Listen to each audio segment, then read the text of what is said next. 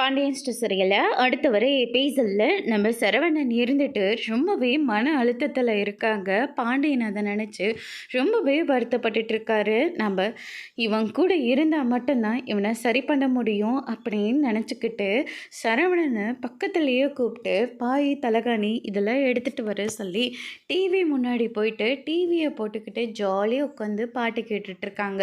சரவணனால் சுத்தமாக முடியவே இல்லை. அதுக்கடுத்ததாக செந்தில் யாருக்குமே தெரியாமல் அந்த மாத்திரையை கொடுத்துட்றாங்க. அதை போட்டுக்கிட்டால் நிம்மதியாக தூக்கம் வருமே அப்படின்னு சொல்லிட்டு அதுக்கடுத்ததாக பார்த்திங்கன்னா நம்ம பாண்டியன் இருந்துட்டு இப்படி ஒரு பாட்டை கேட்டுட்டு நிம்மதியாக தூங்குனா 10 நாளைக்கு கூட நம்மளால் எந்திரிக்க முடியாது. அந்த அளவுக்கு ரொம்பவே நல்லா இருக்கும் இந்த பாட்டு. இதை கேட்டேன்னா கண்டிப்பாக உனக்கு தூக்கம் வரும்.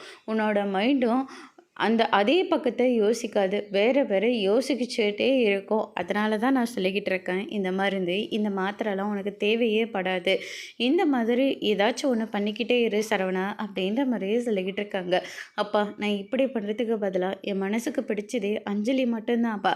பேசாமல் எனக்கு அஞ்சலியை கல்யாணம் பண்ணி வச்சிடுறீங்களா? அதுக்காக மயிலோட வயிற்றில் வளர்ந்துட்டுருக்குற என் குழந்தைய நான் ஒன்றும் அப்படியே விட்டுற மாட்டேன். குழந்தைய பெற்று மட்டும் என் கையில் கொடுத்துட சொல்லுங்கள். நான் இந்த உலகத்திலேயே எந்த தாயும் தகப்பனும் வளர்க்காத அந்த அளவுக்கு என் பிள்ளைய நான் ரொம்பவே நல்லா வளர்த்து காட்டுவேன்ப்பா. ப்ளீஸ்ப்பா எனக்கு அஞ்சலி தான்ப்பா வேணும்.